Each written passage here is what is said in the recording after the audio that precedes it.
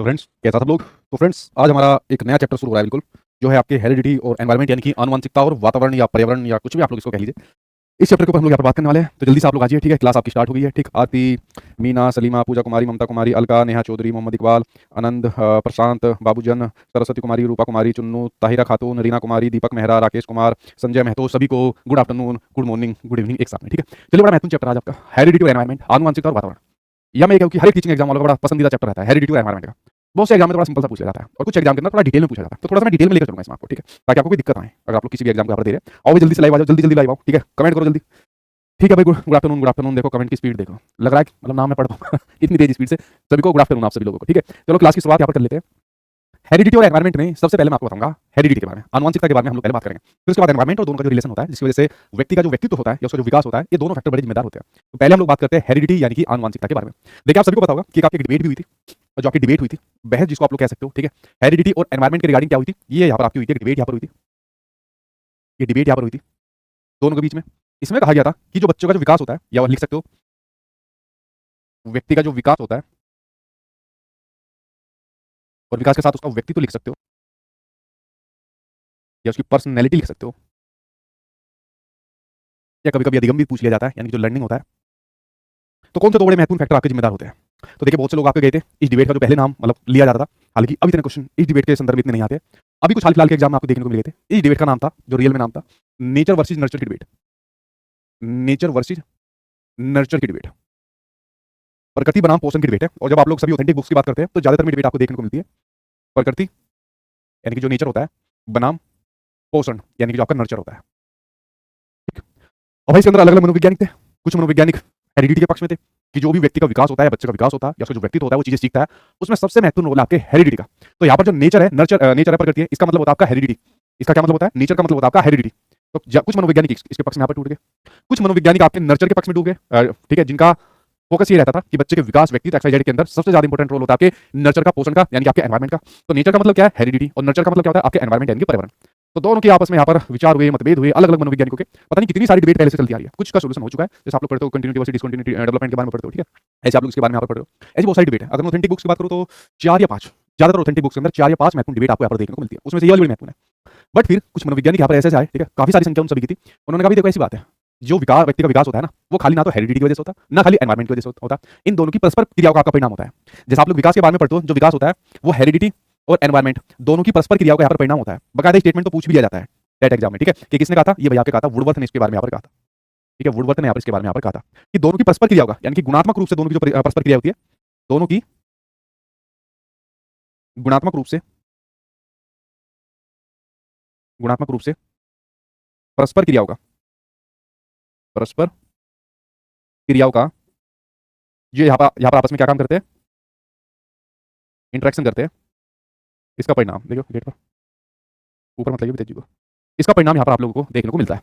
Debate हुई थी और फाइनली इसका सोल्यूशन भी यही हुआ था कि भाई दोनों की परस्पर क्रियाओं का परिणाम होता है, जो यहाँ पर व्यक्ति का विकास होता है या व्यक्ति का व्यक्तित्व होता है। कभी कभी एग्जामिनर यहाँ पर कैसे क्वेश्चन पूछता है कि नहीं जी, जो व्यक्ति का विकास होता है ना, या इसका जो व्यक्तित्व होता है, इसके अंदर 50-50% होता है। 50% आपका हेरिडिटी है, 50% एनवायरमेंट है। तो क्या नहीं नहीं, हेरिडिटी आपका 40% है, ये 60% है। तो भाई 50-60 कुछ नहीं है, सिर्फ दोनों की आपस में जो गुणात्मक क्रिया होती है वो कितनी भी हो सकती है। किसी के अंदर हेरिडिटी कम हो सकती है, एनवायरमेंट ज्यादा हो सकती है। किसी बच्चे के अंदर, व्यक्ति के अंदर एनवायरमेंट ज्यादा हो सकती है, हेरिडिटी कम हो सकती है।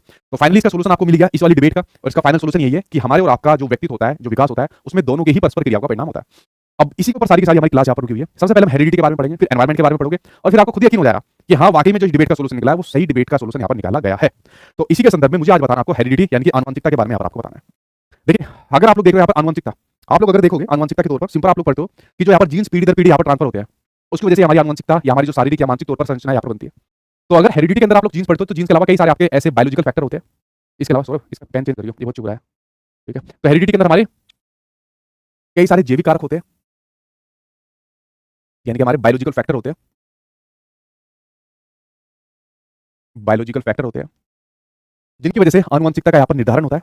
कौन कौन से होते हैं, जरा उसके ऊपर नजर डाल लेते हैं। बदलिए, कौन कौन से होते हैं, जरा उनके ऊपर एक बार नजर डाल लेते हैं। जैसे एक आप लोग पढ़ते हो जीन्स, एक आप पढ़ते हो जीन्स, ठीक है, हमारा जो डीएनए होता है, और हमारे जो क्रोमोसोम्स होते हैं यहाँ पर, और हमारे जो ठीक है, जो हमारे क्रोमोसोम्स यहाँ पर होते हैं, ये कुछ वो फैक्टर होते हैं, वो बायोलॉजिकल फैक्टर होते हैं, जिनसे हमारी जैविक संरचना का, यानी कि हमारी हेरिडिटी का यहाँ पर निर्धारण किया जाता है। जैसे इसको थोड़ा और आसान भाषा में आपको समझाता हूँ, थोड़ा डिटेल में लेकर चलता हूँ। यहाँ पर ये क्या है, यहाँ पर ये है आपकी फीमेल, यहाँ पर आपकी फीमेल, और ये है आपका मेल।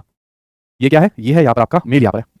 तो देखिए यहाँ पर जो आपका इन दोनों का आपस में निषेचन होता है, तो फीमेल और जो मेल होता है जिनके अंडाणु और शुक्राणु आपस में मिलते हैं, तो मेल और फीमेल के अंडाणु और शुक्राणु आपस में मिलकर जाइगोट का यहाँ पर निर्माण करते हैं। इसका निर्माण करते हैं, इनका आपस में मिलकर ये निर्माण करते हैं आपके जाइगोट का। ये आवाज बहुत कर रहा है। दूसरा देखिए, यहाँ पे जाइगोट का निर्माण करते हैं।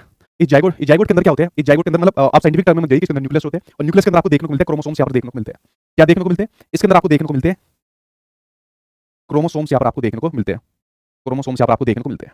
ये जो क्रोमोसोम्स होते हैं, इन क्रोमोसोम्स में आपको देखने को मिलते हैं जीन्स, जो पीढ़ी दर पीढ़ी ट्रांसफर होते रहते हैं। कैसे होते हैं, ये जो जीन्स होते हैं, ये जीन्स होता है आपके पीढ़ी दर पीढ़ी इनका ट्रांसफर होना, पीढ़ी दर पीढ़ी ट्रांसफर होना। चलने दे थोड़ा सा, जाएगा चलेगा। पीढ़ी दर पीढ़ी इनका ट्रांसफर होना, ठीक है। तो जो जाइगोट बनता है मेल और फीमेल की आपस की परस्पर क्रिया होगा, यहाँ पर अंडाणु और शुक्राणु जो यहाँ पर मिलते हैं, जो जाइगोट बनता है, इसके अंदर आपके जो न्यूक्लियस होते हैं, उसके अंदर जो आपके फिर क्रोमोसोम्स होते हैं। इन क्रोमोसोम्स की संख्या भी आप लोग देख लीजिए। ये क्रोमोसोम्स जो आपके होते हैं, ये क्रोमोसोम्स आपके होते हैं टोटल 46 होते हैं।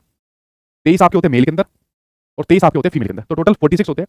कभी कभी एक क्वेश्चन बड़ा पूछा जाता है, इससे रिलेटेड एक बीमारी आ जाती है, उस बीमारी का नाम आपको देखने को मिलता है डाउन सिंड्रोम। क्या देखने को मिलता है, उस बीमारी का नाम आपको देखने को मिल जाता है डाउन सिंड्रोम। यहाँ पर बीमारी का आपको नाम देखने को मिल जाता है। अब देखिए, जो बीमारी डाउन सिंड्रोम यहाँ पर आपको देखने को मिलती है, जब यहाँ पर आपके क्रोमोसोम्स है 23 आपके फीमेल के 23 आपके मेल के, जब आपस में परस्पर क्रिया होती है, तो उसके बाद आपको पता है बच्चे का निर्धारण होता है। फीमेल के अंदर जो आपके क्रोमोसोम्स है, उसको हम लोग यहाँ पर प्रदर्शित करते हैं एक्स एक्स से। अब देखो कितनी महत्वपूर्ण बात आप लोग यहाँ पर जानोगे, कितने बड़े मिथ मतलब हमारी सोसाइटी के अंदर चलते हैं। और मेल के अंदर होते हैं आपके एक्स वाई होते हैं। अब आप लोग पहले ये देखो, डाउन सिंड्रोम के बारे में बाद में बात करेंगे। फीमेल के अंदर एक्स एक्स होते हैं क्रोमोसोम्स, मेल के अंदर एक्स वाई होते हैं, ठीक है। अब जब दोनों के आपस में परस्पर क्रिया होती है, अंडाणु शुक्राणु यहाँ पर दोनों के आपस में मिलते हैं, तो भाई अगर मेल का ये एक्स उठकर यहाँ पर जाएगा, इसके पास तो पहली एक्स है, तो एक एक्स इसका उठ रहा है, एक एक्स इसके पास पहले से ही था, तो क्या बनेगी, ये बन जाती है यहाँ पर लड़की बन जाती है, ठीक है। किसका निर्धारण होगा, किस सेक्स का निर्धारण होगा, एग्जाम में भी पूछा गया था, अभी आपके सीटेट वाले एग्जाम में भी पूछ लिया गया था, ठीक है। तो जो आपका सेक्स होता है, जैसे मैंने बताया, जो यहाँ पर आपका क्या होता है, जो सेक्स होता है, ठीक है। तो जो सेक्स का निर्धारण होता है, क्योंकि सेक्स आपको पता है ये भी आपकी कैसी होती है, जैविक संरचना होती है भाई, या तो कोई आपका मेल होगा या कोई आपका जो फीमेल होगा। इसकी सेक्स की संरचना किस प्रकार से की जाती है, इस प्रकार से की जाती है। मान लो यहाँ पर फीमेल का एक्स आपका क्रोमोसोम्स है और वाई का भी एक्स क्रोमोसोम्स है, और इधर आके दोनों मिल गए तो एक्स एक्स हो गए। अगर एक्स एक्स हो जाते हैं तो क्या बनेगी, लड़की बनेगी, लड़की बनेगी ना। मान लो यहाँ से आपका वाई उठकर आ गया, वाई यहाँ पर उठकर आ गया, और यहाँ पर दूसरे नंबर पर क्या है, एक्स है, तो ये एक्स वाई हो गया, तो ये लड़का बन जाएगा। मुझे एक बात बताओ, यहाँ पर जितना आप लोग वीडियो देख रहे हैं, क्या इसमें किसी फीमेल की गलती है या किसी मेल की भी गलती हो, क्या फीमेल की गलती है। आप लोगों ने बहुत से देखा होगा, उसी सोसाइटी के अंदर क्या होता है, किसी को अगर लड़की पैदा हो जाती है तो ताने लगने शुरू हो जाते हैं, और गांव देहात के अंदर तो बहुत बुरा हाल है, उसको कोसना शुरू कर देते हैं महिलाओं को, अरे तूने लड़की पैदा करती है और भाई उसके हाथ में क्या है, तूने लड़की पैदा कर दी, लड़की हो जाती है तो लड़की हुई है, फिर से बड़े दबे मन से करते हैं, लड़की हुई है दोबारा से। अच्छा, तो लड़की होने पर खुशी नहीं होती। और यहाँ पर जो वाला फैक्टर आपका, जो वाला सेक्स आपके सामने फीमेल, इनको बहुत प्रताड़ित किया जाता था, अभी भी किया जाता है कि तुमने लड़की पैदा करी, अरे भाई उसके हाथ में कौन सी है, उसके पास तो ये क्रोमोसोम्स है, मेल की तरफ से जो क्रोमोसोम्स यहाँ पर आपका आ गया मिल गया, उसके पास सेक्स का निर्धारण हो जाएगा, लड़का होगा लड़की होगी, यही तो होगा। तो मुझे ये बताओ आप लोग, क्या इसमें फीमेल की गलती है कोई, जो फीमेल को सोसाइटी के अंदर प्रताड़ित किया जाता है, लड़की पैदा कर दी तूने, तो अब वो कहां से लड़की कर दी, मुझे एक बात बताओ भाई। आपकी जैविक संरचना है, बायोलॉजिकल फैक्टर आपके, ठीक है, हमारे अंदर जो क्रोमोसोम्स ऊपर वाले ने डाले हुए, क्या कह सकते हो, ये ऊपर वाले के हाथ में है भाई। फीमेल के पास तो एक्स एक्स है, अगर मैं ताना दूं बेसिकली इसको भी, दूसरे आपके सेक्स को भी ताना नहीं दे सकते मेल को, भाई उसके भी हाथ में नहीं है कुछ भी। लेकिन अगर मैं एक बात कहूं, अगर फीमेल के पास तो एक्स एक्स है, जो यहां से उठकर आ जाएगा, यहाँ पर आपके सेक्स का निर्धारण हो जाएगा। तो सेक्स के निर्धारण में क्या इन दोनों की गलती है, या क्या आपकी फीमेल की यहाँ पर गलती है, लेकिन इसकी गलती ज्यादा निकालते हैं कि इसकी वजह से लड़की हुई है। तो इतनी गंदी मानसिकता के लोग हैं। और आप लोगों ने देखा होगा कन्या भ्रूण हत्या हो जाती है, अब तो खैर उसका चेकअप नहीं होता है, पहले पता कर लेते थे कि पेट के अंदर लड़का है लड़की है, अच्छा तूने फिर लड़की कर दी, अरे लड़की कर दी, हमें तो लड़का चाहिए था, नहीं नहीं नहीं, पेट के अंदर ही खत्म करवा देते हैं। कन्या भ्रूण हत्या होती थी। जो सेंसस जनगणना की आप लोग रिपोर्ट पढ़ते हो, देखते हो ना कितना गंदा हालत है, 1000 पुरुषों पर कितनी आपकी महिलाएं बची हुई है, बहुत बुरा हाल आपका हो रखा है। जब तुम उनको पहले ही पेट में मरवा दोगे या जन्म देने के बाद उनको फेंक दोगे, मरवा दोगे यहाँ पर, तो कहां से महिला आएगी।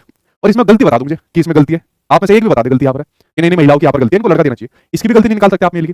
भाई ये तो दोनों अपने अपने लेकर बैठे क्रोमोसोम्स, दो जो यहाँ पर इनका निषेचन होगा, उसके बाद सेक्स का यहाँ पर निर्धारण हो जाएगा। लेकिन फिर भी ताने इस वाले को ज्यादा ताने यहाँ पर मिलते हैं, ठीक है। तो देखो कितने मिथ समाज के अंदर चल रहे हैं। आप समाज के अंदर या जाहिलों को अगर ये वाली बात बताओगे ना कि भाई इसमें फीमेल की गलती नहीं है, ये तो भाई आपके सिंपल से क्रोमोसोम्स को डिपेंड करता है, जो क्रोमोसोम्स जो आपके अंडाणु शुक्राणु मिलते हैं, उसके बाद सेक्स का निर्धारण यहाँ पर हो जाता है। हाँ हाँ हमें मत बता, ज्यादा हितेशी मत बन, पता इसने तीसरी बार लड़की कर दी इसने, मतलब मैं कह रहा हूँ तीसरी बार का तीसरी बार भी अगर वो कर देगी, इसमें इसकी गलती क्या है। लेकिन फिर भी इस प्रकार से यहाँ पर चीजों को किया जाता है। तो जब ये 23 क्रोमोसोम्स यहाँ पर आपस में मिल रहे हैं, ठीक है, जो क्रोमोसोम्स की आपस में क्या होती है, जिसके अंदर आपके जीन्स होते हैं, क्या होते हैं इसके अंदर आपके क्या होते हैं, जीन्स आपके यहाँ होते हैं, जो पीढ़ी दर पीढ़ी ट्रांसफर होते रहते हैं, जिसको आप लोग कह सकते हो जीन्स को यहाँ पर लिखने की जगह नहीं है, जिनकी वजह से आप लोग इसको कह सकते हो वंशानुगत तौर पर जो इनका निर्धारक होता है किसी भी सेक्स का, शारीरिक तौर पर या मानसिक तौर पर, इसके तौर पर शारीरिक तौर पर या मानसिक तौर पर जो निर्धारण यहाँ पर होता है, इन जीन्स की वजह से होता है। तो पीढ़ी दर पीढ़ी यहाँ पर ट्रांसफर हो रहे हैं। आपने देखा होगा बहुत से व्यक्ति होते हैं, जैसे इनकी आंखों की अगर मैं बात करूं, आगे बना दो इसकी, आंखें बना दी, ये बना दी इसके आगे, ठीक है। अब लड़कियां नाराज हो जाएगी, सर ये कैसी बना दी आपने, अरे वो मैं पेन ऐसे कर रहा था उल्टा सा स्माइल की जगह ये वाला बन गया। अब मान लो किसी की आंखों का रंग है, ठीक है, अगर मैंने आपके सामने यहाँ पर लिख दिया किसी की आंखों का रंग है, अच्छा डाउन सिंड्रोम के बारे में समझिए, जो 23 क्रोमोसोम्स यहाँ पर मिल रहे हैं, तो एक अलग सा 21वां गुणसूत्र होता है, ये आपस में नहीं मिल पाता दोनों का, ये इसको कह सकते हो ये एक्स्ट्रा हो जाता है आपका। भाई जो 23 मिलेंगे तभी तो कोई आपका सेक्स बनेगा, लड़का बनेगा लड़की बनेगी, लेकिन 21वां गुणसूत्र एक्स्ट्रा हो जाता है, अलग हो जाता है, जिसकी वजह से बीमारी देखने को मिलती है, डाउन सिंड्रोम वाली बीमारी देखने को मिलती है, बहुत हो रही है, खासकर आपके यूएसए साइड में, अमेरिका साइड में तो आपकी बहुत होती है। बहुत से लोग इससे प्रताड़ित यहाँ पर हो रहे हैं, जो बच्चे होते हैं, शारीरिक तौर पर डिसेबल होते हैं, मानसिक तौर पर डिसेबल होते हैं, बिना हेल्पर के बेचारे कुछ कर ही नहीं पाते। अब आपकी जेनेटिक बीमारी है, जो आप लोगों की यहाँ पर ये जो बीमारी है, जगह भी नहीं बची, ये जो बीमारी है, तो ये भाई आपकी जेनेटिक डिसऑर्डर है। क्या है, जेनेटिक डिसऑर्डर है, यानी कि आपकी जेनेटिक यहाँ पर बीमारी है जो आपकी डाउन सिंड्रोम होती है। ठीक है, तो यहाँ पर जो आप लोग समझ रहे हो कि जो मेल और फीमेल होते हैं, जहाँ पर मेल और फीमेल होते हैं, जब उनकी निषेचन की यहाँ पर प्रक्रिया होती है, जो यहाँ पर आपकी निषेचन की प्रक्रिया यहाँ पर होती है। ठीक है, एक तो ड्राइंग इतनी खराब हो रखी है, साइंस वाले से बोलूंगा कि थोड़ा सा हमें भी बताओ। ठीक है, तो यहाँ पर जो दोनों की आपकी प्रक्रिया होती है, अंडाणु शुक्राणु यहाँ पर आपके मिलते हैं, उसके बाद आपके कोई ना कोई सेक्स का निर्धारण यहाँ पर होता है। इसलिए जो सेक्स होता है, जो क्वेश्चन आपके एग्जाम में पूछा गया, सेक्स आपका कैसा होता है, एक आपका हेरिडिटरी फैक्टर होता है, एक वंशानुगत आपका कारक होता है। और इसी की वजह से जो आपके वंशानुगत कारक है, लाइक आपके क्रोमोसोम्स हो गए, डीएनए आपका हो गया, जीन्स आपके हो गए, जो पीढ़ी दर पीढ़ी आपके ट्रांसफर हो रहे हैं, इनकी वजह से हम शारीरिक तौर पर, जैसा हम आपको दिख रहे हैं, और मानसिक तौर पर हमारा यहाँ पर निर्धारण होता है। जैसे मैंने बताया आपके सामने हेरिडिटी तौर पर, जैसे हमारी आंखों का रंग किसका, जैसे हमारी आंखों का रंग, आपने देखा होगा अगर किसी की आंखें जो है भूरी है तो उनके बच्चों की भी आंखें भूरी हो जाती है, किसी की आंखें नीली है तो उसके बच्चों की भी आंखें नीली हो जाती है, किसी की आंखें आपकी काली या कैसी भी है, हरी ना नीली बैंगनी कैसी भी है। ठीक है, तो ये हेरिडिटी फैक्टर है, ये आपके आपके पेरेंट्स से आपको देखने को मिल रही है, या आपके जो पेरेंट्स के पेरेंट्स है, या उनके जो पेरेंट्स के पेरेंट्स है, मतलब जो पीढ़ी दर पीढ़ी ट्रांसफर होते जा रहे हैं, जो जीन्स आपके अंदर पीढ़ी दर पीढ़ी ट्रांसफर होते जा रहे हैं। जैसे अगर मैं एक और एग्जांपल आपके सामने लिखूं, जैसे बाल, तो अगर मैंने यहाँ पर लिख दो हमारे जो बाल होते हैं, जो हमारे यहाँ पर हेयर होते हैं, आपने देखा होगा बहुत से लोगों के जो हेयर होते हैं वो जल्दी टूट जाते हैं, या किसी का घुंघरालू घुंघरालू होते हैं। ठीक है, या फिर किसी के हेयर जो है ना बहुत घने होते हैं। तो आप लोग कभी नोटिस करना कि उनके पेरेंट्स के, मान लीजिए उनके पापा मम्मी दादा दादी या उनके भी परदादा, मतलब आप पता नहीं पीढ़ी दर पीढ़ी कौन सा आपके जीन्स है। ठीक है, अभी आपका एक बीजमैन का सिद्धांत आएगा जो आप लोग इसके अंदर पढ़ते हो, तो उसकी वजह से हमें भी मतलब इस प्रकार के बाल यहाँ पर मिल गए। आप लोग देखते हो कि सर मेरे तो बाल बिल्कुल खत्म हो गए, बताओ भाई सर बालों का क्या राज है। ठीक है, कोई कहता है मेरे बाल तो बहुत घने भाई, मुझे कोई टेंशन नहीं है। तो इसमें एक महत्वपूर्ण फैक्टर होता है आपका हेरिडिटरी फैक्टर। आपके पापा मम्मी दादा दादी परदादा पता नहीं किसी ना किसी के तो रहे होंगे, और वो जीन्स पीढ़ी दर पीढ़ी ट्रांसफर हो रहा था और वो जीन्स आपके अंदर आ गया। इसकी वजह से आपकी आंखों का रंग, जैसा आपके मतलब पूर्वजों का होता है, आपके मम्मी पापा का होता है, आपका हो गया। आपकी बाल आपकी इस प्रकार से हो गए। अच्छा, जैसे आप लोग अपना चेहरा देखते हो, मुझे ईमानदारी से कमेंट बॉक्स में आप लोग यहाँ पर बताइए, जैसा आप लोगों का चेहरा है, आपके मम्मी पर है या आपके पापा पर है, और वो भी बताओ किसका दोनों में नहीं है। ठीक है, ज्यादा दिमाग में दौड़ाना, अगर मम्मी पापा पर नहीं है तो दादा दादी पर होगा, परदादा परदादी पर होगा, उनके किसी में होगा। ठीक है, तो ज्यादा दिमाग में दौड़ाना, ईमानदारी से बताओ कि जो आपका चेहरा है वो आपकी मम्मी पर है पापा पर है, जो आपकी हाइट है वो आपकी मम्मी पर है या आपके पापा पर है। ठीक है, ये आप लोग मुझे कमेंट बॉक्स में बताओ। आपके बाल जैसे मैंने कह दिया वो किसके ऊपर है। ठीक है, तो मैं यहाँ पर आपकी हाइट वगैरह भी लिख देता हूँ। आपने देखा होगा बहुत से लंबे लोग होते हैं, बच्चे भी लंबे हो जाते हैं, बहुत से लोग आपके कम हाइट के होते हैं, उनके बच्चे भी इस प्रकार के हो जाते हैं। किसके साथ जा रहे हैं, पापा पर मम्मी पर। अच्छा, दोनों पर नहीं लगता कि मम्मी पर भी है पापा पर भी है, किसके साथ जा रहे हो, जल्दी बताना किसके साथ जा रहे हो, अपनी मम्मी पर जा रहे हो पापा पर, मम्मी मम्मी पापा पापा, दोनों नहीं लिख रहा कोई भी कि दोनों पर है। मेरा चेहरा मेरा दोनों पर है। ठीक है, पापा की भी लुक देखने को मिलती है, और जैसे नोज की अगर मैं बात करूँ थोड़ा सा आगे की इसकी बात करूँ, मम्मी पर भी देखने को मिलती है। ठीक है, जैसे यहाँ पर तिल है, मम्मी के तिल है, यहाँ पर मेरी मम्मी के भी। ठीक है, किसके ऊपर है, दोनों, दोनों की संख्या बहुत कम है, या तो मम्मी या पापा। सबसे ज्यादा जो समस्या, सब समस्या नहीं, सबसे ज्यादा जो सिम्टम्स यहाँ पर आपको देखने को मिल रहे हैं, मम्मी पापा, दोनों दोनों दोनों पापा मम्मी।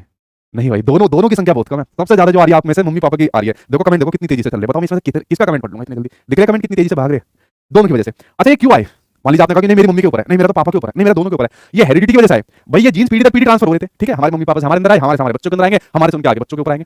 और मान लीजिए अगर किसी के ना तो मम्मी पर है ना पापा पर है, तो उनके किसी दादा दादी या परदादा परदादी या कोई हमारे और पूर्वज होंगे, वो यहाँ पर जीन्स हमारे अंदर आ गया हुआ, जिनकी वजह से हमारा चेहरा, हमारे शरीर की जो रचना होती है, जैसे मान लीजिए हमारी हाइट बड़ी है तो हमारे पापा की हाइट बड़ी होगी, मम्मी की हाइट बड़ी हो सकती है। ठीक है, तो इस प्रकार से हेरिडिटरी फैक्टर होते हैं जो पीढ़ी दर पीढ़ी यहाँ पर आपके ट्रांसफर होते रहते हैं। इसलिए आप लोग जब पढ़ते हो अपना सेक्स के बारे में पढ़ते हो, ठीक है, आप लोग जब पढ़ते हो सोशलाइजेशन के अंदर पढ़ते हो, सोशलाइजेशन कह रहा हूँ, आप लोग जेंडर वाले चैप्टर में पढ़ते हो, तो सेक्स को एक स्टैटिक अवस्था, एक स्थिर अवस्था यहाँ पर माना गया है। क्या माना गया है, कहा गया सेक्स। तो इसलिए जो आपका ये जो सेक्स होता है, जिसके आधार पर या तो कोई मेल बनता है या कोई फीमेल बनता है, इसलिए इसको क्या माना गया है, एक स्टैटिक यानी कि एक स्थिर चर माना गया है भाई। इसके अंदर हम चेंज नहीं कर सकते। इसी प्रकार से जो हेरिडिटी तौर पर फैक्टर आ रहे हैं, मान लो हमारे पापा की हाइट लंबी है और हमारी भी हाइट लंबी है, अब हम इसके अंदर चेंज थोड़ी कर सकते हैं भाई। ये स्टैटिक स्थिर है, मतलब फिक्स हो गई हमारी हाइट। ये थोड़ी कि नहीं कुछ तरीका आ रहे हैं, थोड़ा सा ऊपर से दबाएंगे, थोड़ा सा नीचे से दबाएंगे और तुम्हारी हाइट कम कर देंगे, ऐसा थोड़ी हो सकता है। मान लो हमारी आंखों करेंगे, मान लीजिए हमारे घर के अंदर मम्मी पापा की आंखें भूरी है या नीली है, अब भाई उसके अंदर चेंज थोड़ी कर सकते हैं।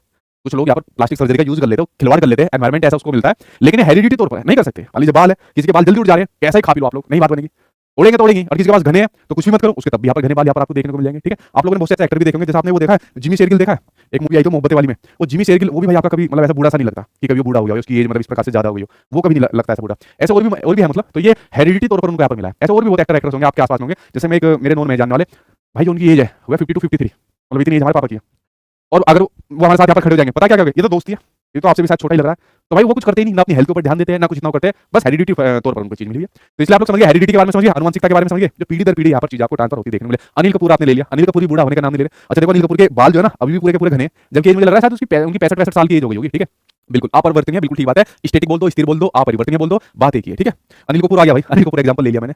शिल्पा शेट्टी का देख लो आप लोग, शिल्पा शेट्टी। ठीक है, हालांकि उसने योगा बहुत करी है, वो योगा जो है ना आपके किसके अंदर आ जाएगा, आपके एनवायरमेंटल फैक्टर के अंदर आ जाएगा। ठीक है, ठीक समझिए आप लोग इसके बारे में। देखिए कोई डेफिनेशन होती है जिससे आप लोग इस चीज को और समझ सकते हो। यहाँ पर आपके बीएन झा क्या कहते हैं कि जो वंशानुक्रम व्यक्ति की जो जन्मजात विशेषता होती है उसका पूरा का पूरा योग आपका क्या होता है, आनुवंशिकता होती है। भाई जन्मजात विशेषता वही तो पढ़ रहे हैं, किसी की हाइट हो गई, किसी का बाल हो गई, किसी की आंखें हो गई, किसी की नाक हो गई, किसी का कान हो गई, ये जन्मजात विशेषता है। मानसिक तौर पर क्या विशेषता हो जाएगी, यार बड़ा क्रिएटिव है, उसका देखो लड़का भी बड़ा क्रिएटिव है, यार उसका तो पापा भी बेवकूफ है, तो ये तो रहेगा बेवकूफ, ऐसे भी बोल देते हैं। ठीक है, तो कुछ जन्मजात विशेषता होती है, उसका संपूर्ण योग आपका क्या होता है, आपकी हेरिडिटी होती है, आनुवंशिकता होती है। ठीक है, मम्मी की दाढ़ी नहीं होती है, ऐसा क्यों होता है? अरे मम्मी की दाढ़ी नहीं होती है, वो यहाँ पर आपके हार्मोन्स के ऊपर डिपेंड करता है। हल्के हल्के से, वरना हर किसी के बाल होते हैं, जो फीमेल होती है उनके भी हल्के हल्के आपको देखने को मिल जाएंगे। जिस हार्मोन की क्वांटिटी ज्यादा हो जाती है वही उसके अंदर देखने को मिल जाती है। आपने देखा नहीं, वो यूपी के कौन सी बच्ची थी, उसने यूपी स्टेट बोर्ड के अंदर टॉप करा था और उसके बेचारी के मुंह से आ रही थी, ठीक है, उसके अंदर मान लीजिए ये हार्मोनल डिसबैलेंस हो जाता है, उसको इतना ट्रोल कर दिया, ये तो लड़के जैसी दिख रही है, ये तो मतलब पूरा का पूरा लड़का है। वो बेचारी बच्ची परेशान हो गई। अब उसमें उसकी क्या गलती है? मान लीजिए हार्मोन उसके मतलब डिसबैलेंस हुए, हार्मोन्स की वजह से प्रॉब्लम हुई या कुछ ऐसे हेरिडिटरी फैक्टर उसको रहे थे तो उसकी वजह से उसको आ गए, लेकिन उसके लिए उसको इतना ट्रोल कर दिया। सपोज किसी की हाइट छोटी है, सपोज किसी की हाइट छोटी है, किसी के बाल आगे मान लीजिए, अगर आप उसको क्रिटिसाइज कर रहे हो, जो कि उसके अंदर आप कुछ नहीं कर सकते, मैंने क्या बताया अभी, आपका स्टैटिक स्थिर है, आपका अपरिवर्तनीय है। अगर किसी की हाइट कम है तो भाई उसमें बेचारा क्या काम कर सकता है? तो आप उसको ट्रोल क्यों कर रहे हो? उसको ट्रोल करके तू गैठा है, तू ठिंगा है, तू ये पता है 4 फुट 10 इंच की कैटेगरी को आपको बोन की कैटेगरी के अंदर डाला गया है। और जो आरपीडब्ल्यूडी एक्ट के अंदर आप 21 दिव्यांगता पढ़ते हो, एक दिव्यांगता उसके अंदर आपकी ये भी है। अगर उस दिव्यांग व्यक्ति ने अपने अधिकार के हनन की बात कहकर कोर्ट के अंदर चला गया ना, तो जज साहब आपकी हाइट को ऐसे दबाएंगे ना, ठीक है, भागते यहाँ पर रह जाओगे। इसलिए थोड़ा सा चीजों को यहाँ पर कराते आप लोग, ठीक है। हार्मोन की कमी को दूर कैसे करें? ओ मेरे भाई, मैं साइकोलॉजी का टीचर हूँ, सीडीपी का टीचर हूँ, हार्मोन के बारे में कभी और बात करूंगा, क्योंकि जितना बेहतर तरीके से कोई साइंस वाला टीचर या कोई डॉक्टर बता पाएगा उतना मैं नहीं बता पाऊंगा, लेकिन मैं थोड़ा ऊपरी ज्ञान दे सकता हूँ। तो मेरे सब्जेक्ट के ऊपर बात करा करो, ना कि हार्मोन वाले उसके ऊपर बात करा करो, ठीक है। देखिए वुडवर्थ ने क्या कहा है, जिन्होंने यहाँ पर हेरिडिटी और एनवायरमेंट की दोनों परस्पर क्रियाओं का यहाँ पर परिणाम माना है, कि वंशानुक्रम के अंतर्गत वे समस्त बातें आ जाती है जो जीवन प्रारंभ करते समय जन्म के समय नहीं थी, बल्कि प्रेगनेंसी के समय जन्म से लगभग 9 महीने पहले व्यक्ति में उपस्थित हो जाती है। जब बच्चा मां के पेट के अंदर होता है, जब बच्चा मां के पेट के अंदर होता है, जैसे क्वेश्चन आपके एग्जाम में पूछा गया था, ये DSSB के अंदर पूछा गया क्वेश्चन है, जो मैं आपके सामने यहाँ पर शेयर कर रहा हूँ। मान लीजिए मां का पेट है, अरे यार मैंने बादल बना दिया पेट की जगह, मान लीजिए पेट है ठीक है, ये मां का पेट है और इसके अंदर मान लीजिए कोई आपका बच्चा है, ठीक है, इसके अंदर मान लीजिए, इसके अंदर मान लीजिए कोई यहाँ पर बच्चा है, ये मैं बच्चा बना देता हूँ, ठीक है, ऐसी है भाई मेरी ड्राइंग, काम ऐसी चला लो आप लोग। ये मैंने बना दिया बच्चा, ये भी टेढ़ा मेढ़ा लग रहा है, ये बच्चा मैंने बना दिया। अब आपको पता है कि प्रेगनेंसी के दौरान 9 महीने तक बच्चा रहता है, ठीक है, या 280 दिन आप लोग इसको कह सकते हो। तो देखिए आपने देखा होगा बहुत से बच्चे जब आगे पेट के अंदर होते हैं तो उनकी जो मदर होती है, और खासकर ये वेस्टर्न कल्चर के अंदर ज्यादा होता है, जो आपके फॉरेन कंट्रीज होती है, जो पश्चिमी देश आपके होते हैं, उनकी मदर सुट्टे खींच रही होती है, तो पेट में बच्चा होता है, बहुत सी तो एक्सरसाइज मारती है खूब दबा दबा के, और बहुत सी ड्रिंक करती है। अब ये बच्चा अपना पोषण किससे करेगा? जो मदर खा पी रही है उसी से तो करेगा। हमारे यहाँ पर बहुत ध्यान दिया जाता है, या कह लीजिए सभी जगह बहुत ध्यान दिया जाता है कि प्रेगनेंसी के दौरान जो बच्चे मां खाएगी वही बच्चे को न्यूट्रिशन के तौर पर मिलता है। तो यहाँ पर अगर बच्चों को इस प्रकार से यहाँ पर चीजें दी रही है और मान लीजिए उसको कोई दिक्कत आ रही है गर्भ में, मां के पेट में या कह सकते हो गर्भ में, अगर इस प्रकार की दिक्कत आ रही है, यहाँ पर धुआं लिख दो, धुआं या सुट्टा लिख दो, मतलब धूम्रपान आप लोग इसको लिख दीजिए, धूम्रपान यहाँ पर किया जा रहा है।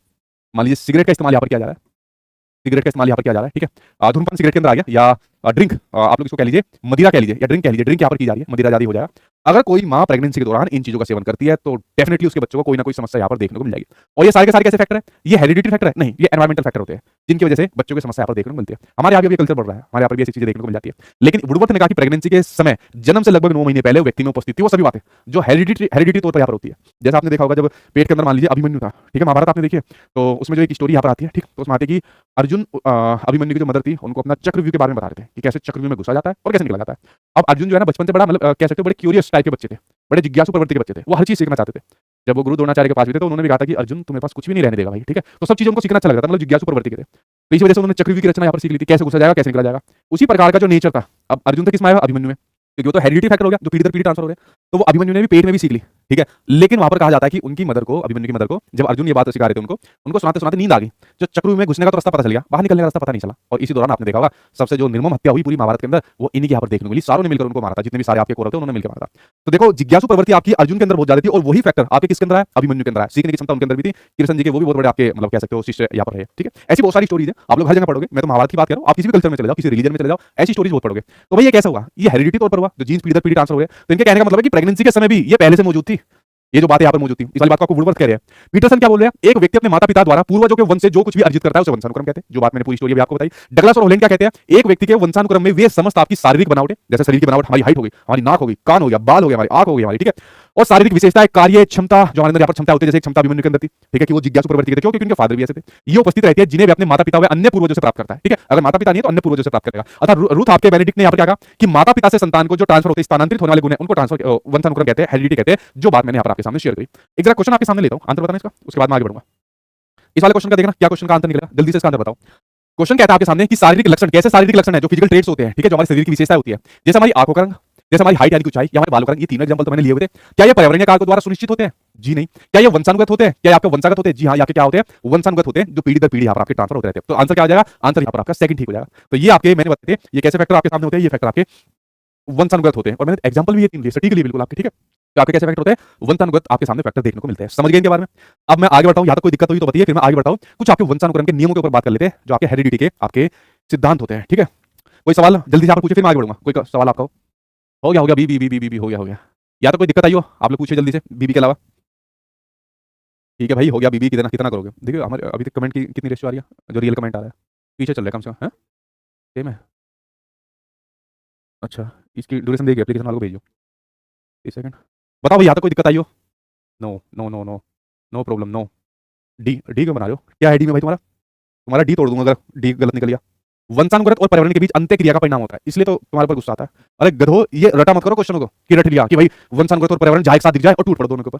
यहाँ पर खाली सिर्फ आपके शारीरिक लक्षण, जो आपके शरीर से जुड़े आपके लक्षण होते हैं, तो ये आपके वंशानुगत और पर्यावरण कैसे आ जाएगा? रट रखा है, ये क्वेश्चन आता है एग्जाम में सबसे ज्यादा, और हमारे एग्जाम में तो सबसे ज्यादा आता है, और वो टीचिंग एग्जाम में आता है। रट लो इसे, जहां पर भाई साहब दोनों एक साथ दिखे और वहीं पर आंसर लगा देना। क्वेश्चन तो पढ़ लो पहले ढंग से, शारीरिक लक्षणों की बात हो रही है, तो इसमें डी वाला कैसा आ जाएगा आप लोगों का? रटा मत करो, रटोगे तो आपका एग्जाम पास नहीं हो पाएगा। चीजों को समझो डिटेल में, जो यहाँ पर कहना चाह रहा है, ठीक है?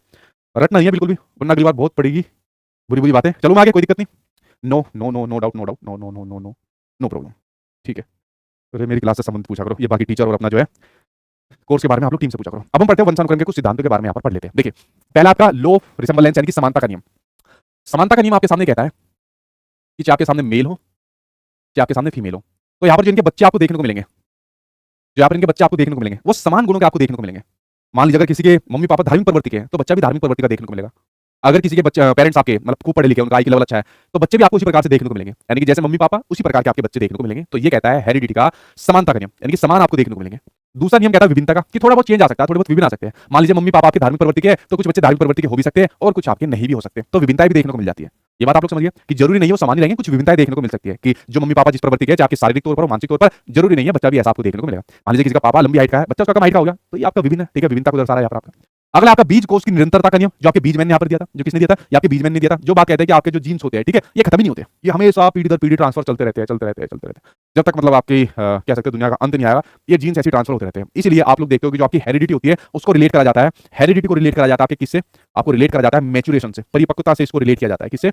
मैच्योरेशन, यानी कि परिपक्वता से यहाँ पर इसको रिलेट किया जाता है, परिपक्वता से रिलेट किया जाता है कि जैसे जैसे आप मैच्योर होते जाते हो, वैसे वैसे आप लोग चीजें सीखते जाते हो। तो आपकी मैच्योरेशन किससे संबंधित होती है? हेरिडिटी से। वंशानुगत तौर पर हमारे अंदर जो बदलाव यहाँ पर आते जा रहे हैं, जिसका एग्जांपल मैंने आपको बताया था कि जैसे आदिमानव पहले होते थे बिना कपड़ों के रहते थे, ऐसे चारों पैर के ऊपर चलते थे, फिर धीरे धीरे करके थोड़ा खड़े हुए, सीधे खड़े, सीधे खड़े, सीधे खड़े, फिर हाथों से चलना शुरू करा, कपड़े पहनने शुरू करे, फिर उसके बाद बोलने यहाँ पर शुरू करा, ठीक है, और ऐसे कैसे करते बदलाव आता गया, और फिर वो यहाँ पर आपके मतलब कह सकते जानवर से लेके एक वो सभ्य इंसान यहाँ पर बदल गए, और वो लाइव क्लास देख रहे हैं, लाइव क्लास में कमेंट भी मार रहे हैं, कितने सभ्य यहाँ पर बन गए, तो मैच्योरेशन की वजह से हो गया, ठीक है।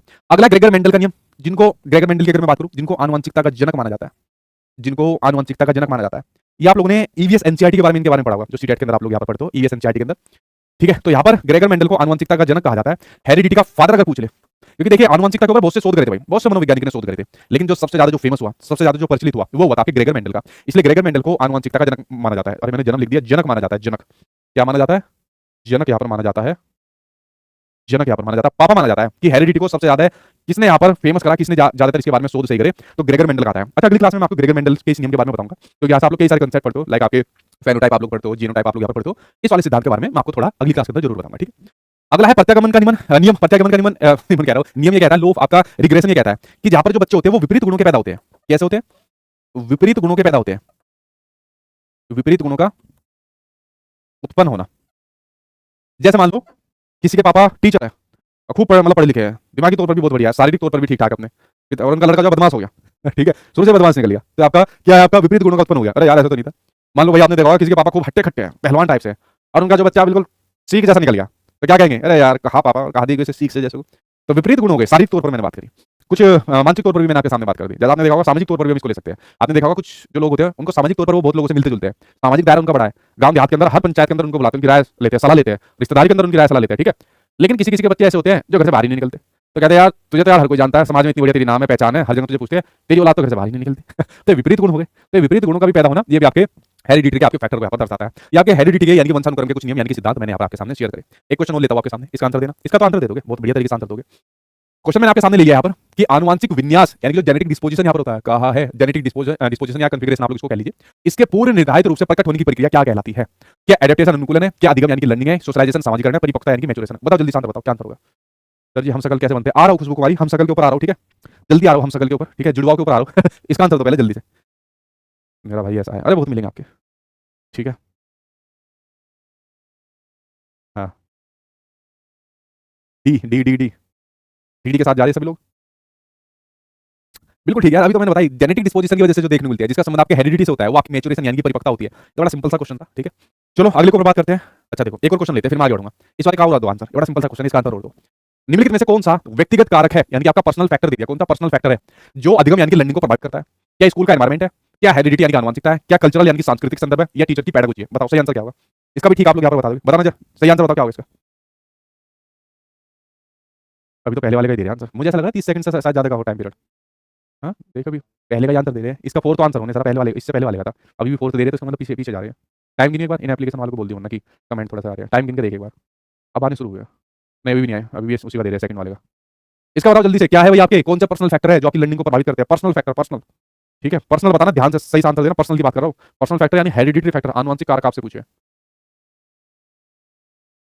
अब भाई तीसरे में, ठीक है बी के साथ जा रहे हैं, बिल्कुल ठीक बात है, इसमें कुछ बताने की जरूरत ही नहीं थी भाई। स्कूल का माहौल हो, चाहे आपकी संस्कृति हो, टीचर हो, टीचर की पैडागोजी हो, ये सारे आपके वातावरणीय कारक होते हैं, जो आपके एनवायरमेंटल फैक्टर होते हैं। नेक्स्ट क्लास के अंदर मैं आपको बताऊंगा वातावरण जो आपका होता है। ठीक है तो हेरिडिटी फैक्टर यानी कि आनुवंशिक कारक सिर्फ आपका मतलब पर्सनल फैक्टर आपका सिर्फ हेरिडिटी यहाँ पर हो जाएगा। ठीक है और देखिए हम जुड़वाओं की बात यहाँ पर कर रहे थे, जुड़वा, जुड़वाओं का नाम सुनते हैं आपके दिमाग में कौन सी मूवी आती है, जुड़वा, सलमान खान वाली। और कौन सी जुड़वा है, वो हेमा मालिनी वाली मूवी नहीं थी, कौन सी थी वो, भी एक मूवी थी हेमा मालिनी जिसमें जुड़वा बनती है, एक श्रीदेवी जिसके अंदर जुड़वा बनी थी दो। ठीक है और जुड़वा मूवी कौन सी है, और जुड़वा मूवी और कौन कौन सी है, मुझे तो जुड़वा से सलमान खान की जुड़वा मूवी ध्यान है। हम सकल, उसमें कौन है हीरो, सैफ अली खान, अच्छा उसमें भी जुड़वा है, मैंने नहीं देखी वाली मूवी। ठीक है देखिए हम जुड़वा बच्चे के बारे में बात कर लेते हैं। दो प्रकार के ट्विंस होते हैं, दो प्रकार के कैसे होते हैं जुड़वा होते हैं, दो प्रकार के, कितने प्रकार के, दो प्रकार के होते हैं, दो प्रकार के ट्विंस होते हैं। पहले आपके सामने देखने को मिलते हैं आइडेंटिकल ट्विंस, और दूसरे आपके सामने देखने को मिलते हैं फ्रेटर्नल ट्विंस, यहाँ पर देखने को मिलते हैं जिनको ब्रांच सुलभ जुड़वा भी यहाँ पर कह देते हैं। तो दो प्रकार के ट्विंस आपके सामने कैसे कैसे जुड़वा होते हैं, देखिए पहले मैं आइडेंटिकल ट्विंस की यहाँ पर बात कर लेता हूँ। ये जो आइडेंटिकल ट्विंस होते हैं ये एक ही सेम एग होता है, मतलब जो मदर का यहाँ पर सेम एग होता है और यहाँ पर सेम उसका स्पर्म होता है, इन दोनों के मिलन से यहाँ पर आइडेंटिकल ट्विंस यहाँ पर बनते हैं। और दोनों सेम सेक्स के होते हैं, मतलब या तो यहाँ पर लड़का होगा, ये भी लड़का होगा, अगर यहाँ पर लड़की होगी तो भाई ये भी लड़की होगी, सेम सेक्स के मिलेंगे जो आइडेंटिकल ट्विंस होते हैं सेम सेक्स के अंदर। इनका जो व्यवहार होता है ना, इनका जो व्यवहार होता है, बिहेवियर होता है, वो भी ज्यादातर सेम होता है। वो भी क्या होता है, ज्यादातर सेम आपको देखने को मिलता है। जैसे आप लोगों ने मूवी देखी होगी यही सलमान खान वाली, वरुण धवन में थोड़ी है तो, वरुण धवन तो वो गोविंदा वाली मूवी के ऊपर बनी है, तो उसमें डबल थोड़ी होता है, वो शायद डबल होता है ऐसे, वो तो फेक बनता है, एक ही होता है उसके अंदर। ठीक है तो अब देखो आपने जैसे मैं जुड़वा मूवी से वो ध्यान आ गई, ठीक है जुड़वा मूवी से कौन सी ध्यान आई, वो सलमान खान वाली मूवी ध्यान आ गई, जुड़वा 2 है, अच्छा पता नहीं भाई, वरुण धवन को मैं ज्यादा नहीं देखता। ठीक है हालांकि तो देखता तो इनको भी नहीं, लेकिन बचपन में इनकी मूवी देखते थे। आपने देखा होगा जुड़वा मूवी के अंदर एक सलमान खान तो बनता है बदमाश और दूसरा सलमान खान रहता है शरीफ। तो अगर यहाँ पे सलमान खान को पंच मार रहा है तो उधर जो शरीफ वाला है वो भी पंच यहाँ पर मारता है, तो उनके व्यवहार के अंदर लगभग समानता यहाँ पर देखने को मिलती है। लेकिन उन्होंने जो यहाँ पर व्यवहार दिखाया सिर्फ इसी प्रकार से व्यवहार दिखाया, बाकी उनके सोचने के नजरिए में, उनके काम करने के नजरिए में वो चीज यहाँ पर नहीं दिखाई। तो जो आइडेंटिकल ट्विंस पर आधारित मूवी यहाँ पर जुड़वा बनी है वो बिल्कुल ठीक नहीं है। हालांकि देखो दोनों एक ही मदर के मतलब जो एग होता है उससे निकले हैं, ठीक है पिताजी उनका सेम यहाँ पर, और सेम यहाँ पर आपके जेंडर के सेक्स के होते हैं, दोनों मेल मेल है यहाँ पर, लेकिन एक्जैक्टली पूरा व्यवहार नहीं है सेम यहाँ पर आपका, दोनों के अंदर बहुत वैरायटी डिफरेंस देखने को मिलता है, सिर्फ शारीरिक तौर पर दिखा दिया कि वो वहाँ पर पंच मार रहा है तो दूसरा यहाँ पर भी वो पंच मारेगा। ठीक है हाँ गोपी किशन यार, ये वाली मूवी मैंने देखी है, उसकी सुनील शेट्टी वाली, पीछे बैकग्राउंड में म्यूजिक बजता था टिन टिन, वही वाली है ना जिसमें सुनील शेट्टी जो होता है एक बदमाश बनता है और एक वो बनता है हेड कांस्टेबल बनता है, यही है ना वाली मूवी गोपी किशन। ठीक है तो देखो वो भी आपकी क्या आइडेंटिकल ट्विंस है, दोनों लड़के लड़के यहाँ पर बने हैं। जैसे मैंने कहा श्रीदेवी आइडेंटिकल ट्विंस है, दो श्रीदेवी यहाँ पर बनती है, एक खतरनाक वाली सीधी सी शरीफ से बनती है, खतरनाक वाली खूब साइंटिस्ट उसको खींचती है, अनुपम खेर को यहाँ पर खींचती है। ठीक है अगर मैं यहाँ पर बात करूँ दूसरे ट्विंस की बात करूँ, यहाँ पर आपके फ्रेटर्नल ट्विंस की यहाँ पर बात करूँ, ये अलग अलग एग अलग अलग स्पर्म से भी यहाँ पर हो सकते हैं और काफी हद तक या मैं ज्यादातर जो इनकी संभावना हो सकती है, मतलब 100% नहीं कह सकते, जैसे 100% आपके आइडेंटिकल ट्विंस आपको होते हैं, मतलब 99% आप इसको भी मानिए, ये आपके सेम भी हो सकते हैं और अलग अलग भी हो सकते हैं, और ज्यादातर केस के अंदर अलग अलग आपको देखने को मिलते हैं। कैसे देखने को मिलते हैं, ये जो सेक्स होता है वो अलग अलग ज्यादातर केसेस के अंदर आपको देखने को मिलते हैं कि जो ट्विंस होंगे जुड़वा होंगे या तो लड़का एक होगा एक लड़की होगी, इस प्रकार से अलग अलग देखने को मिलेंगे। यहाँ पर आपको सेम देखने को यहाँ पर मिलते हैं। समझ गए आप लोग इसके बारे में, दुनिया भर की मूवी के बारे में यहाँ पर आप लोगों ने नाम बता दिए। चालबाज, हाँ मैं चालबाज बिल्कुल ठीक आपने कहा। चिंकी मिंकी मैंने देखी नहीं, कौन सी मूवी आ गई चिंकी मिंकी। तो यहाँ पर दो प्रकार के ट्विंस की यहाँ बात हो रही है, तो यहाँ पर जो ट्विंस है जो जुड़वा है, ये ट्विंस का रिलेट किससे होता है, ये भी आपके आनुवंशिकता यानी कि हेरिडिटरी फैक्टर होता है। आनुवंशिकता यानी कि आपका हेरिडिटरी फैक्टर होता है, आनुवंशिकता का एक कारक होता है जिसकी वजह से ट्विंस यहाँ पर देखने को मिलते हैं। अब इसमें मेल फीमेल को क्या काम कर लेगा, मान लीजिए मदर और फादर के शुक्राणु और अंडाणु यहाँ पर आपस में मिक्स मिल रहे हैं, आपस में प्रक्रिया चल रही है, तो भाई उसके बाद क्या पता आइडेंटिकल हो जाए या क्या पता आपके सेकंड वाले हो जाए, इस प्रकार से देखने को मिल जाती है। ठीक है तो ये हेरिडिटी की वजह से, आनुवंशिकता की वजह से ट्विंस यानी कि जुड़वा यहाँ पर आपको देखने को मिलते हैं। सीता गीता आप में से है कोई ट्विंस जुड़वा, बताना जरा कमेंट बॉक्स में। तो यहाँ पर भाई आपकी क्लास खत्म हो गई, नेक्स्ट क्लास में हम लोग पढ़ेंगे एनवायरमेंट के बारे में। ठीक है चलिए कोई डाउट आपका बचाओ जल्दी से पूछ लीजिए, यहाँ पर आपकी फिर मैंने आपको बता दी मेरा भाई बहन जुड़वा है सोनम। ठीक है भाई वेरी गुड, कोई आपका डाउट या क्वेश्चन बचाओ जल्दी से पूछ लीजिए, यहाँ पर आपकी क्लास खत्म होती है। ठीक है अरे कितनी मूवी का नाम बताओगे, बस करो कुछ ये पूछो, डाउट आपका बच गया हो, कोई समस्या रह गई हो, कोई आपका क्वेश्चन समझ में नहीं आया हो, आप लोग पूछ लीजिए। ठीक है ठीक है ओके। अलका कह रही है मेरे ग्रेजुएशन में मार्क्स कम है, तो क्या मार्क्स कम है अलका आपके, पहले चैप्टर से संबंधित चीजें पूछ लो। ठीक है बताओ भाई कोई आपका बचाओ, वो इसमें तो आ ही नहीं रही, बहुत तेजी से जा रहे हैं। देखिए पकड़िए कोई पकड़ में आ जाए तो, no doubt no no no, class बढ़िया नो, थैंक यू नो। बीजमैन, सिंपल सी बात है, बीजमैन क्या कह रहे हैं, एक आपका एक फैक्टर है, एक आपके जीन्स हैं जो पूरी जिंदगी भर चलते रहते हैं, हमेशा चलते रहते हैं आपके अंदर, जो है ना कभी खत्म नहीं होगा, निरंतर कंटिन्यूस चलेगा, आपके बच्चों में आ जाएगा, उनके बच्चों में आ जाएगा, जब तक दुनिया खत्म नहीं होगी वो चलता ही जाएगा, जो बीजमैन ने यहाँ पर बात करी थी। ठीक है मान लो कोई लंबा है तो हमेशा लंबा ही होते रहेंगे, उसकी पीढ़ी के अंदर जितने भी लोग यहाँ पर आएंगे। नो नो नो कोई डाउट नहीं है, थोड़ा सा देखो अगर माउस से रुक जाए तो स्पीड कितनी तेज है। हाँ हाँ ऐसे ऐसे रोकने की देखो, पकड़ इसमें से एक दो डाउट अगर कुछ है तो। पी वाई क्यू क्या भाई, no problem no no no, identical बताया तो भी सेम जुड़वा दोनों, या तो दोनों लड़के होंगे या दोनों लड़कियां होगी, व्यवहार भी दोनों का लगभग सेम सा देखने को मिलता है। ये संस्कृत इंग्लिश जो क्लास पूछ रहे हो भाई आप टीम से पूछ लिया करो, मेरी क्लास में मेरी सब्जेक्ट से संबंधित पूछा करो। ठीक है, बहुत सी बातें पता चली आपको आनुवंशिकता के बारे में, हेरिडिटी के बारे में। ठीक है, और वैसे भी मैं एक डाउट क्लास रख दूंगा, अगर किसी बच्चे को जैसे कुछ टर्म या किसी क्वेश्चन के अंदर कंफ्यूजन है वो हम लोग यहाँ पर उसको कवर कर लेंगे। फिलहाल तो मुझे दिख नहीं रहा है, नो नो आपका ज्यादातर यहाँ पर देखने को मिल रहा है। ठीक है, हाँ हो गया वरुण धवन हो गया। ठीक है, सारे हो गए वरुण धवन भी। चलो फ्रेंड्स, मिलता हूँ आपसे नेक्स्ट क्लास में आपके हेरिडिटी और एनवायरमेंट के पार्ट नंबर 2 के अंदर। ठीक है, थैंक यू।